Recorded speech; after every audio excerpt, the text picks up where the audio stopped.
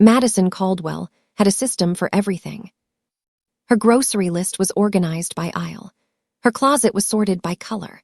The bills went in the top left drawer, the warranties in the top right, and the filing cabinet beside the bedroom door held every document that mattered, sorted by year, tabbed by category, labeled in her own clean handwriting. She had built order into every corner of their life together because order was the only thing that had ever made her feel safe. She was 38 years old, and until the Thursday in November when she came home to a house that felt like it had exhaled everything out of itself, she had believed that a life built carefully enough could not fall without warning. The first sign was small, the coat rack by the front door. His leather jacket, the brown one he had owned since before they married, the one she had teased him about keeping too long, was gone. She noticed it the way you notice a missing tooth with your tongue. Before she could name the feeling, she was already moving through the house. The bedroom, the closet, 3 drawers pulled open in sequence. Half empty. Not ransacked, not angry, neat, actually. He had taken his half and left her half undisturbed, as if he had been planning this long enough to know exactly which items were his. She stood in the middle of the bedroom and did not move for a long time. The envelope was on the kitchen counter, leaning against the fruit bowl. Her name on the front in Sextus's handwriting, not Baby or Madison or anything familiar, just her full name. Formal. The handwriting of a man who had already made the distance official in his own mind before he made it official in the world. She opened it standing up. She did not sit down. Some part of her understood that sitting down was a surrender she could not afford yet. I can't keep doing this. I need more than what we've become. Don't make this harder than it has to be. 11 words and a signature. 11 words for 12 years. She set the letter down on the counter. She straightened it so the edges were parallel to the edge of the counter. Then she walked to the kitchen sink and turned the cold water on and stood with both hands under it until she could feel her fingers again. Sextus Caldwell had not left in anger.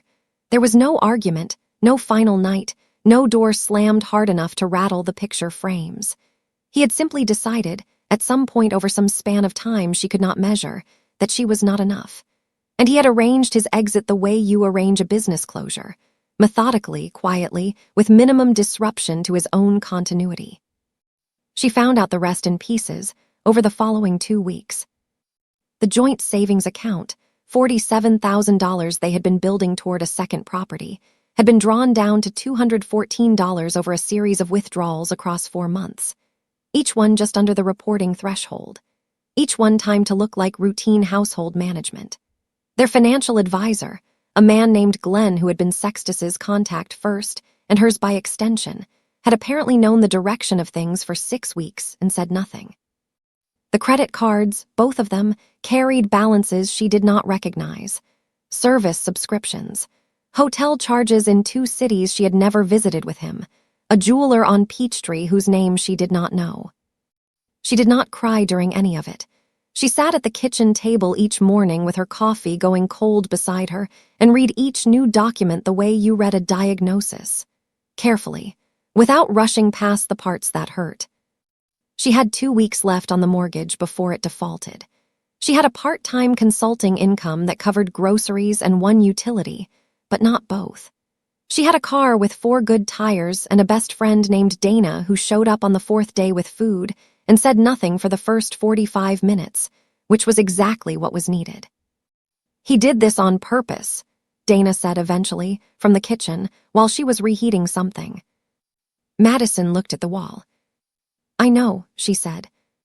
That was all. She had known it since the envelope, since the drawer that was too neat, since the withdrawals that were too precisely sized to be careless. Sextus Caldwell was many things. Careless was not one of them. She had married a careful man. She had just never thought to ask what, exactly, he had been careful about. The apartment was on the 4th floor of a building on Westwood Drive that smelled like old carpet and somebody else's cooking. It was the only unit she could afford with 2 weeks of deposits on the account she opened in her name alone at a bank on the other side of town. The same afternoon she closed the joint account and found $214 in it. She moved in on a Saturday. Dana helped her carry boxes. Her mother called 3 times. She let it go to voicemail twice and answered the 3rd time, keeping her voice level and her sentences short, because her mother's particular brand of love came wrapped in "I told you so," and she did not have the structural integrity for that right now. She put her system in place inside 3 days. The grocery list reorganized itself. The small closet in the new bedroom got sorted by color. She bought a second-hand filing cabinet from an estate sale on Craigslist and had it positioned beside the apartment door before the week was out. She was still herself. That was the thing she held onto when nothing else held. But the financial picture was not recoverable on a part-time consulting income and a lease that was already a stretch. She needed work, real work, the kind that matched the 12 years of project management experience she had accumulated while Sextus built his commercial real estate firm, and she had, without ever quite nomming it that way, made herself smaller to fit beside him. She updated her resume on a Tuesday night sitting on the floor with her laptop because the desk had not arrived yet. She read through the work history section twice. Regional Project Coordinator, Senior Contractor Liaison, Operations Lead. All of it done under her own name, documented, real. None of it performed for his benefit. The problem was that her most recent 4 years of work had been absorbed into Sextus's firm, technically as an independent operations consultant, but functionally as the person who kept his back office running while he took meetings and built relationships and grew a business that now, apparently, had no room for the person who had helped hold it together. She called 3 former colleagues that week. She was professional, direct, and specific about what she was looking for. 2 of them expressed genuine interest and said they would reach out. One of them already knew about Sextus, which meant the story was moving through professional circles faster than she had anticipated. She did not slow down. Slowing down was not an option she was going to allow herself. Dana came on Thursday with wine, and an expression that meant she had information she was not sure how to deliver. "Just say it," Madison said, before Dana had taken her coat off. Dana set the bottle on the counter, took a breath, and said it. Sextus had been seen at a restaurant in Buckhead. Not alone. The woman with him was 29, a junior associate at a development firm that held 3 contracts with Sextus's company. She had red-bottom shoes and the kind of confidence that comes from never having been underfunded. She had laughed at something, Sextus said, and touched his arm in the specific way of a woman who was not practicing.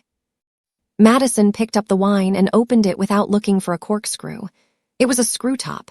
She poured 2 glasses, handed one to Dana, and sat down. "How long?" she said. "I don't know for certain," Dana said. "How long?" Madison said again. Not a question this time, a weight she was choosing to pick up. Dana looked at her glass, probably before the withdrawals started. Madison nodded slowly. She did the math the way she always did, quietly, inside herself, without letting the numbers show on her face. 4 months of drawdowns, likely 6 months before the decision was made, which put the beginning of it somewhere around the last anniversary dinner, the one Sextus had organized himself, the one where he had seemed distant in a way she had attributed to work pressure and told herself not to press. She had cooked for that dinner. She had worn the dress he said was his favorite. She had been present and warm and generous with a man who was already making his arrangements. She drank her wine. She did not speak for several minutes. Dana knew better than to fill the silence. "He left me broke," Madison said finally. Not with heat, not with tears, the way you state a fact before you decide what to do about it. She set her glass down, perfectly level on the coaster. "That was his first mistake," she said. The interview was on the 14th floor of a building downtown that smelled like intention and filtered air. Madison arrived 8 minutes early, which was 3 minutes later than she preferred, because she had taken the wrong exit off the highway and spent 5 minutes finding parking with the particular controlled calm of a woman who had decided that being rattled in public was no longer available to her. She wore charcoal, structured blazer, clean lines, nothing that needed explaining. Her portfolio was organized in the order they would logically want to see it, front to back, no fumbling. She had done her research on the company, a private infrastructure and development group called Mercer Whitfield Consulting, and she had done it the way she researched everything, thoroughly, 2 levels deeper than the surface. The partner conducting the interview was a man named Leonard Cole, which was printed on the company directory, but the person who walked into the conference room first was not Leonard Cole. He came in ahead of Leonard by about 10 seconds. He was holding a single folder, and he set it on the far end of the table and looked at her with the direct, unprocessed attention of someone who was not performing politeness. "Ms. Caldwell." "Yes." "Everett Shaw." He did not extend his hand yet. He looked at her the way you look at a blueprint before you decide whether it matches the project. Not rudely, accurately. "Leonard's running about 4 minutes behind. You mind if I start?" "I don't mind," she said. He sat down. He opened the folder. He looked at the first page. "Your Riverline project. The timeline compression in year 2. Walk me through how that happened." She walked him through it. He listened the way people rarely listen, not gathering ammunition for his next point, but actually following her. He asked 2 follow-up questions that were better than the ones she had expected. Leonard arrived 4 minutes later as promised, and the conversation continued, but something in its gravity had already been established by the time Leonard sat down. She was offered a position 12 days later, Senior Operations Director. The salary was 3 times what she had made under Sextus's roof. She read the offer letter standing at her kitchen counter, the same way she had read Sextus's envelope, but this time the feeling moving through her chest was entirely different. It was not warm and it was not triumphant. It was quiet and exact, like a level reading true. She accepted the same afternoon. She started on a Monday. Everett Shaw ran Mercer Whitfield with a discipline she recognized because she shared it. He was 43 years old, had built the firm over 15 years from a single consulting contract to a multi-city operation with a portfolio that carried 9 figures on a good quarter. He worked long hours and did not make noise about it. He delegated precisely, which meant he trusted completely once trust was established, and withdrew completely when it was not. She established it inside the first 6 weeks. The first time he stopped in her office doorway just to talk, not about a project, was 3 months in. It was a Thursday evening, the building mostly empty, rain against the windows. He leaned against the door frame and said, "Do you actually enjoy this kind of work, or do you just happen to be exceptional at it?" She looked up from the report she was annotating. She considered the question seriously. "Both," she said. "I think they're the same thing when you're doing it right." He was quiet for a moment. Then he nodded once, the way people nod when they've been given an honest answer they weren't entirely expecting. He said goodnight and walked away. She looked at the door frame for a second after he was gone. Then she went back to her report. 8 months into the job, she had paid down every card. The credit lines Sextus had loaded before he left were zeroed out in order of interest rate, highest first, the way a rational person eliminates debt when they decide that their future is a project worth managing correctly. The apartment on Westwood Drive was no longer a necessity. It was just a habit. She had been offered a relocation package as part of her employment terms, and Mercer Whitfield maintained a set of residential properties as executive housing for senior staff. She had politely declined the first time. She accepted the second time, when the opportunity meant moving into a property in a neighborhood 12 minutes from the office that had a real kitchen and a study with afternoon light. She moved in on a Saturday in August. Dana helped, the same way Dana always helped, without asking for credit and without making it mean more than it was. She was standing in the kitchen of the new place, measuring the counter space for her coffee setup with the focused seriousness she brought to all domestic logistics, when her phone buzzed on the counter. Unknown number, Georgia area code. She let it ring through. The voicemail was brief. A man's voice she recognized immediately, Glenn, the financial advisor who had watched Sextus drain the joint account and said nothing. "Madison, it's Glenn. I have some information I think you should hear, about the firm, about some transactions. Call me back when you can." She listened to it twice, then she called Dana. "He's scared of something," Dana said. "Yes," Madison said. and he thinks you can protect him from it. Or he thinks I deserve to know, and his guilt finally caught up with him. Could be both, Dana said. Could be, Madison said. Doesn't change what I do next. She called Glenn back the following morning. He talked for 22 minutes. She did not interrupt. She sat at her kitchen table with a notepad and wrote down names, account numbers, dates, and the name of the specific financial instrument Sextus had used to shelter assets from any future legal claim, a move arranged 6 months before he left, with a private holding structure registered to a silent partner she did not recognize. The silent partner's name was Vince Cuthbert. She wrote the name down. She underlined it once. She called her attorney that afternoon. His name was Frederick Munn, and he had been referred to her by Leonard Cole, who had said simply, "He doesn't lose because he doesn't start until he's already ahead." She had liked that immediately. Frederick listened. He asked 4 questions. He said, "Send me everything Glenn gave you and give me a week." She sent it within the hour. The Charlotte conference was 4 days, a hotel ballroom, and the kind of sustained professional proximity that reveals people accurately. Everett had brought her specifically for the infrastructure panel on day 2, where she presented the Riverline case study to an audience of about 200. She had prepared for 6 days, not because she was nervous, but because thorough preparation was how she honored the work itself. She stood at that podium and delivered it without notes. Clean, precise, with the particular authority that comes not from performance but from actual knowing. When she finished, the room held a beat before the applause, which was the best kind. Everett was in the 3rd row. She had not looked at him during the presentation. She looked at him afterward when she stepped off the platform, and his expression was not surprise. It was something more settled than surprise. Recognition of something he had suspected and was now confirmed. At dinner that evening, the formal table down to 6 people after a long day, the conversation moved through the usual industry territory, projects, markets, political risk in new development zones. Everett was 2 seats away. He was engaged with the conversation, and also, she became aware, occasionally paying attention to her in the specific way of someone who has made a quiet decision but has not yet said so out loud. She filed it and said nothing. They walked back from the restaurant through 3 blocks of Charlotte evening, the group loosening into pairs. She and Everett fell into step together without arrangement. They talked for 2 blocks about the panel discussion.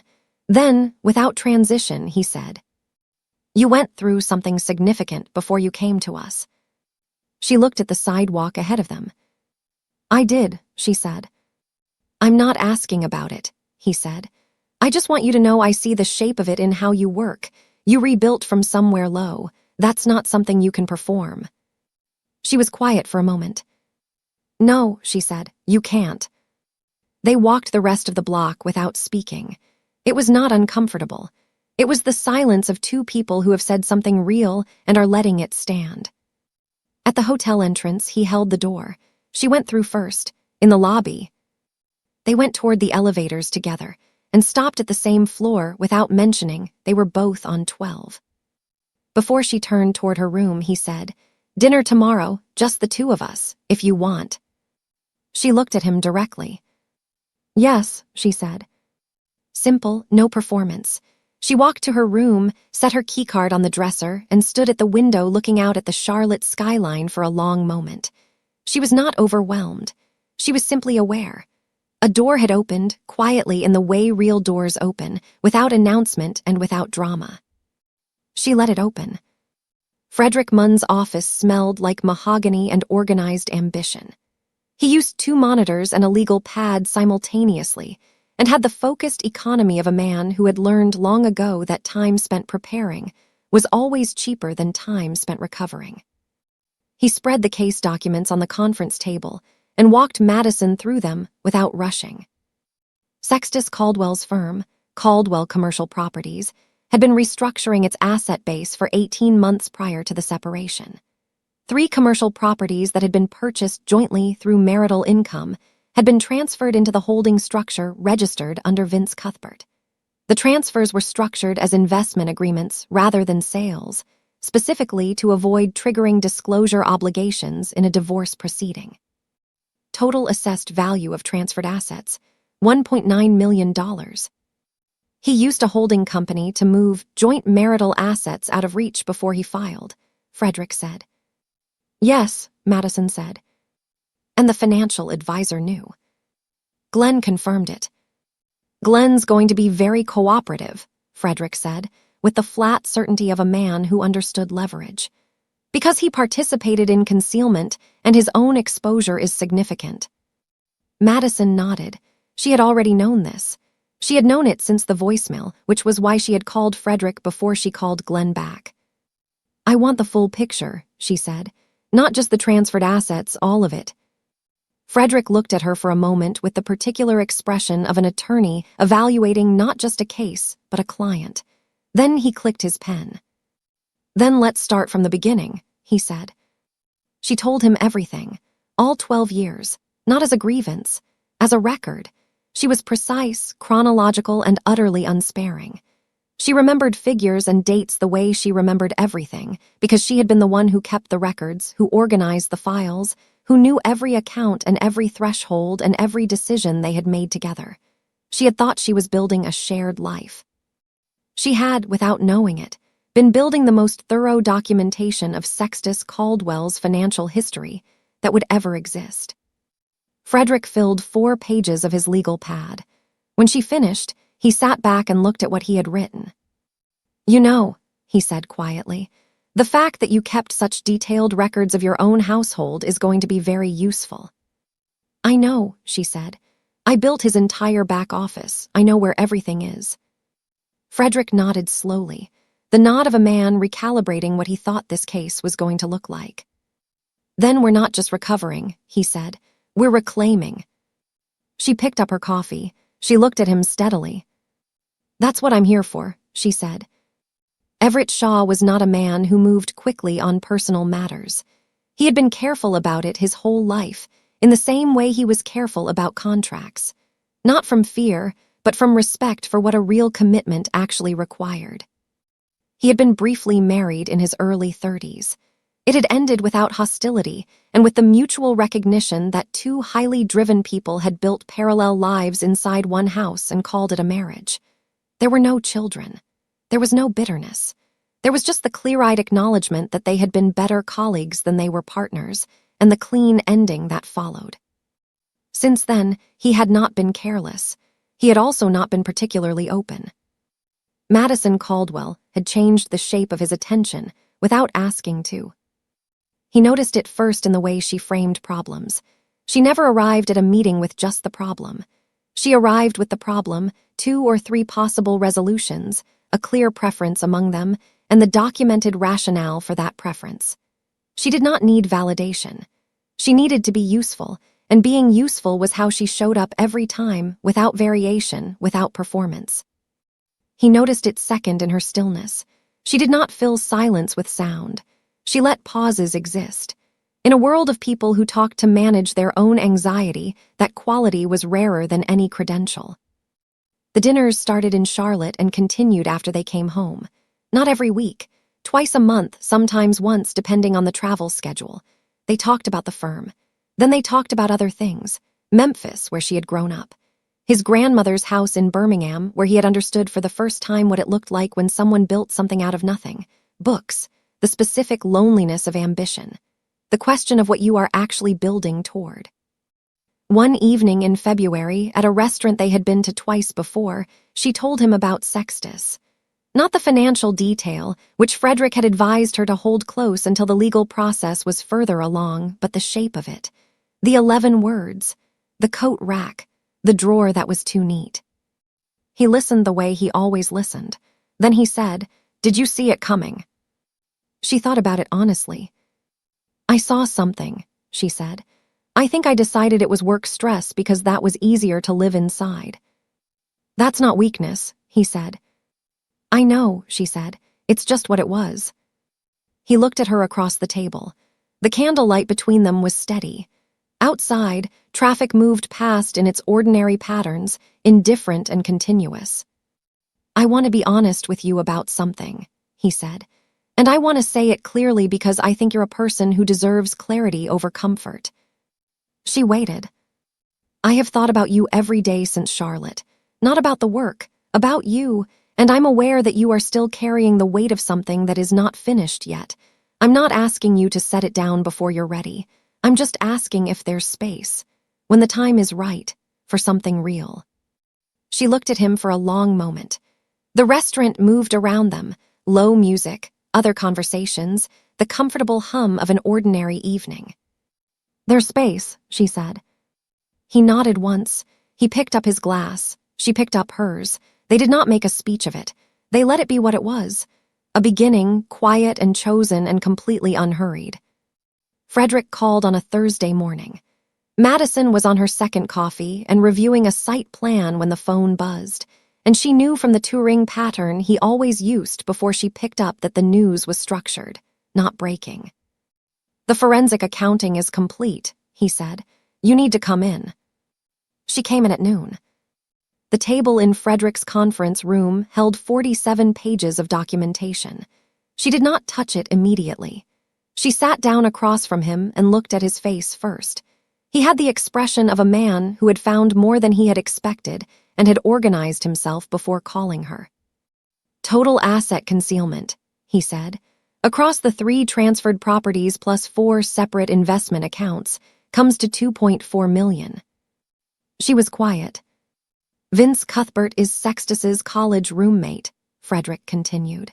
"He has no operational involvement in any of the holding structures. He's a name on a registration. He has already agreed to cooperate in exchange for immunity from the civil fraud claim. His attorney contacted us 2 days ago." "That means Sextus has no cover left," Madison said. "None," Frederick said. "Glenn's affidavit is signed. Cuthbert's cooperation is confirmed.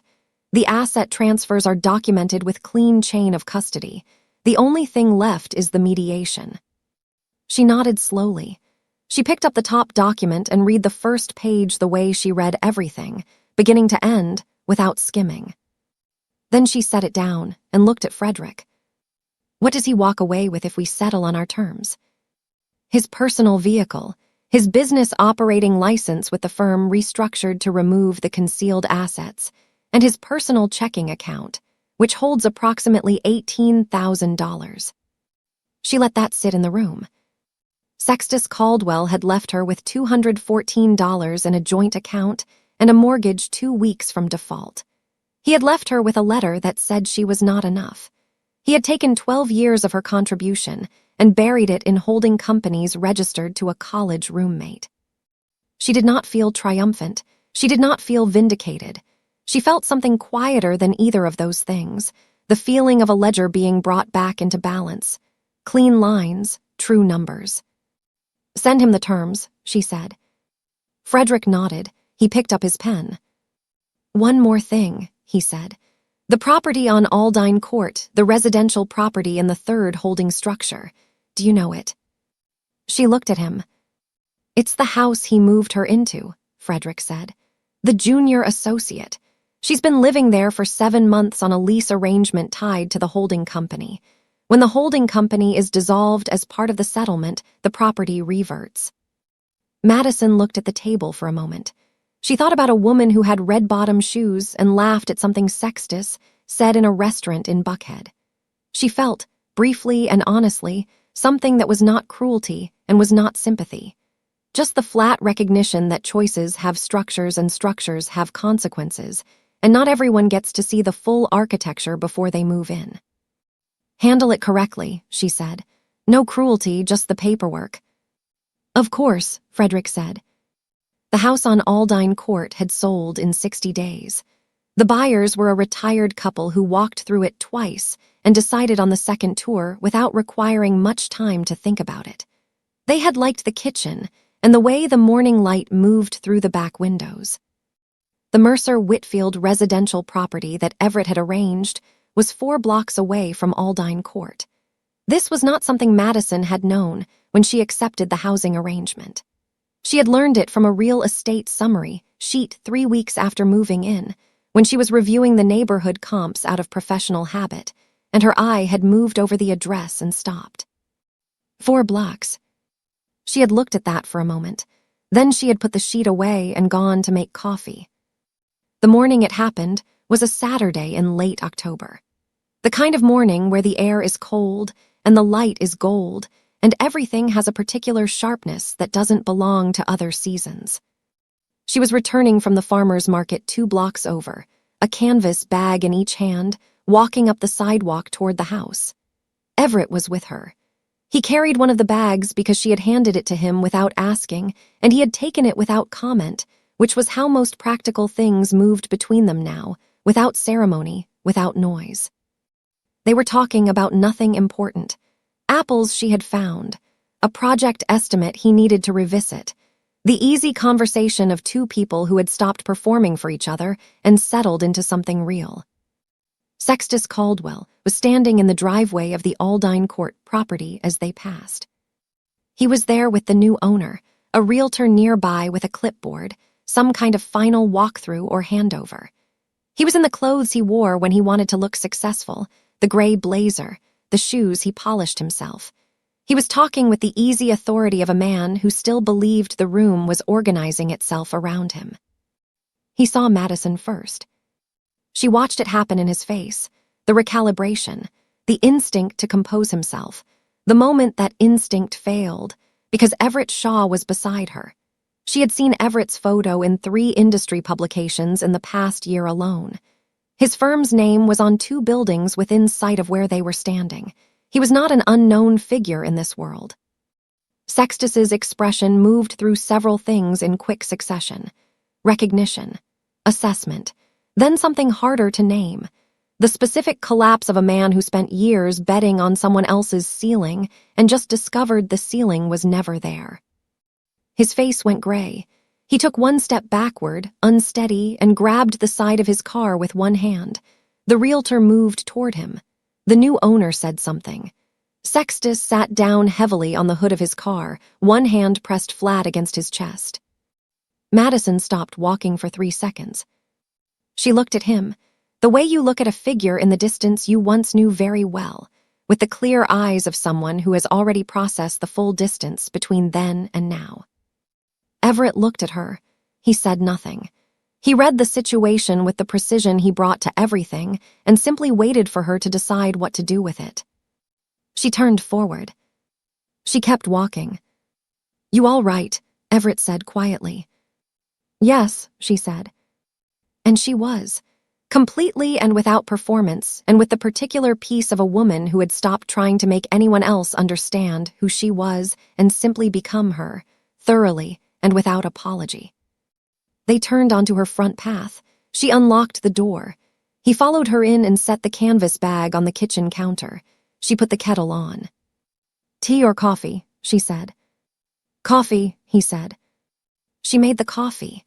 They moved around each other in the kitchen with the ease of people who have learned each other's rhythms without making a project of it. Outside, the October morning kept doing what it was doing, gold light, cold air, the neighborhood going about its ordinary Saturday. She did not look back down the street toward Aldine Court. There was nothing back there she needed to see. Spring arrived the way things arrive when you have stopped waiting for them, quietly and all at once. The legal settlement had been finalized in February. Frederick had delivered the terms document to Sextus's attorney on a Thursday and received confirmation of acceptance the following Monday. The structured payout, representing Madison's equitable share of the concealed assets plus interest, calculated from the date of the first fraudulent transfer, arrived in 3 installments over 90 days. She did not celebrate when the final payment cleared. She acknowledged it. She updated the filing cabinet. She made a note on the legal pad she kept beside her laptop. Then she made dinner and called Dana, and they talked for an hour about something entirely unrelated. Sextus had restructured his firm. The commercial real estate operation was leaner now. Glenn had resigned as financial advisor to the firm and relocated to a smaller practice in Savannah. Vince Cuthbert had quietly severed every public association with Sextus's name. The junior associate had moved out of the Aldine Court property and was, from what Dana reported without editorializing, no longer in the picture. Madison did not track any of this actively.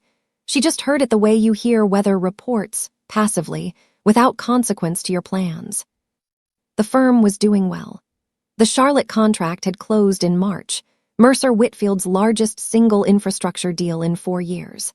Madison had managed the operational side with the same precise care she brought to everything, and the project had come in ahead of schedule and under budget in its first phase, which had produced the kind of quiet professional satisfaction that feels better than applause. Everett had told her over dinner one evening that the firm would not have moved the way it had without her. He said it the way he said things that mattered, directly and without ornament, looking at her with the steady attention she had come to understand, was simply how he was present. She had told him she appreciated that. She had meant it. The ring came on a Sunday morning in April. No restaurant, no orchestration. They were in the kitchen of her house, the one with the study that had afternoon light and the counter she had measured for her coffee set up the day she moved in. He had made breakfast, which he did well and without fuss, and they were sitting at the table over coffee and the Sunday paper when he set a small box on the table beside her mug. He did not make a speech. He said, "You're the most complete person I've ever known, and I want to build the next part of my life beside someone like that, beside you specifically." She looked at the box. She looked at him. She picked up the box and opened it. The ring was simple and exactly right, the way things he chose tended to be. "Yes," she said. Not because the question had been elaborate, because the answer was honest, and she was done with performing around honest things. Dana arrived at noon because Madison had called her before the coffee finished. Her mother cried when she called her that evening, the good kind of tears, the kind that had nothing to do with "I told you so" and everything to do with relief and love, and the specific joy of watching a person you raised find their footing after the floor gave way. Walter, Everett's mentor who had watched Everett build the firm from a corner desk in a shared office space 15 years ago, shook Madison's hand at dinner the following weekend and held it a beat longer than a standard handshake. He was 71 years old and had outlived 2 business cycles and 1 serious health scare, and had the unhurried warmth of a man who had already proved everything he needed to prove. "He's been different since you," Walter said quietly. "Good different," she said. "The best kind," he said. On a Tuesday morning in early May, Madison Caldwell sat at her desk on the 14th floor with the window light coming in clean over her shoulder and a project file open in front of her and a coffee going warm beside it. Everett was down the hall in his own office. They would have lunch together at noon, the same corner table they had started using without arranging to. She had a call at 2 with Frederick, a final administrative matter on the settlement. She had a dinner with Dana at 7. Her life was organized, purposeful, and entirely her own. She had not arrived here because someone rescued her. She had arrived here the way she arrived everywhere, early, prepared, knowing every wire in the wall, and willing to do the work required to make the lights come on. She had been left broke, and broken on a Thursday night in November with an envelope on her kitchen counter and a drawer that was too neat. She had taken that floor going out from under her, and she had treated it like a foundation. She straightened the file on her desk, edges parallel, corners clean. Then she got back to work. The woman who was left with nothing was never the woman they thought she was. She was simply the woman who hadn't started yet.